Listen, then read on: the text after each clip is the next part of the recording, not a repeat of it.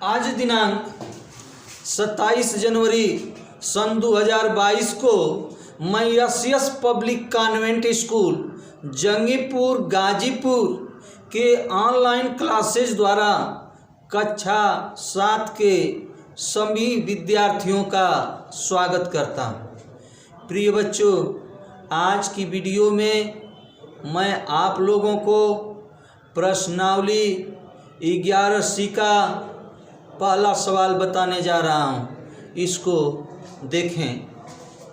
चित्र श्यामपट पर बनाया गया है।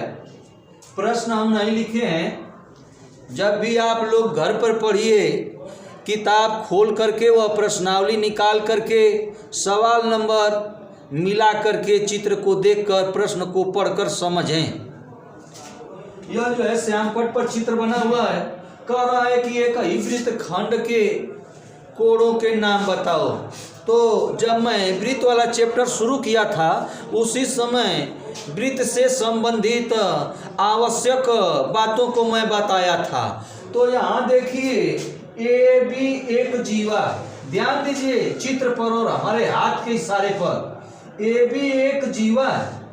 तो जीवा जो है वृत्त को विभाजित करती है, खंडित करती है। तो ए बी के ऊपर एक भाग हो गया, ए बी के नीचे एक भाग हो गया। जो भाग आकृति में क्षेत्रफल में बड़ा होगा वह जो है दीर्घवृत्त खंड होगा। जो भाग छोटा होगा, क्षेत्रफल में कम होगा, वह लघुवृत्त खंड होगा। तो कह रहा है कि एक ही वृत्त खंडों के नाम को बताइए। तो ए बी जीवा द्वारा एक ही वृत्त खंड में बने कोण सी और ई है। का मतलब कि कोण सी और ई जो है दीर्घ वृत्त खंड के कोण है। और इसके आगे देखिए, ए बी के नीचे, ए जीवा ए बी के नीचे कोण डी और कोण एफ हैं, जो लघु वृत्त खंड के कोण हैं। तो बस केवल इन्हीं कोणों को हमें जो है इंगित कर देना है, लिख देना है। दीर्घ वृत्त खंड में स्थित कोण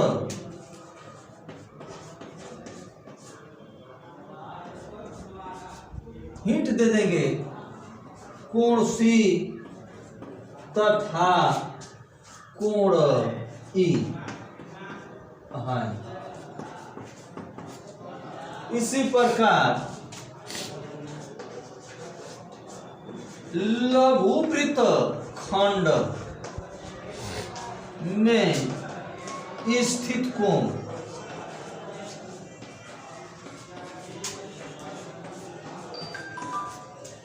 डी स्थित कोण, कोण डी तथा कोण एफ है। बस यही कोणों का नाम बताना था। हाँ, अब दूसरा सवाल देखिए। चित्र मैं श्यामपट पर बनाया हूं। यह जो है कोण आर का मान 45 अंश दिया गया है और कोण यस का मान जो है पूछा जा रहा है। तो सवाल को समझिए। पीकी एक जीवा है और पीकी जीवा द्वारा एक ही वृत्त खंड में बने कोण आर और यस हैं। तो एक नियम है वृत्त के संबंध में, एक ही वृत्त खंड के कोण आपस में बराबर होते हैं। तो जो कोण आर है और कोण यस है, यह एक ही वृत्त खंड का कोण है, अर्थात दीर्घ वृत्त खंड का कोण है। तो यह एक ही वृत्त खंड के कोण है, एक ही वृत्त खंड में बने हुए कोण हैं, इसलिए दोनों कोण आपस में बराबर होंगे। जब कोण आर का मान 45 है, इसलिए कोण यस का मान भी 45 होगा। नियम याद रहना चाहिए। यही नियम है कि हम जानते हैं कि एक ही वृत्त खंड में बने कोण आपस में बराबर होते हैं। तो लिखेंगे कोण यस और कोण आर कामा जीवा पी क्यू द्वारा बने एक ही वृत्तखंड के कोण हैं डैश, इसलिए कोण पी एस क्यू बराबर कोण पी आर क्यू बराबर कोण पी आर क्यू, दोनों कोण आपस में बराबर होंगे। इसके आगे नियम लिख देंगे, एक ही वृत्तखंड के कोण बराबर होते हैं।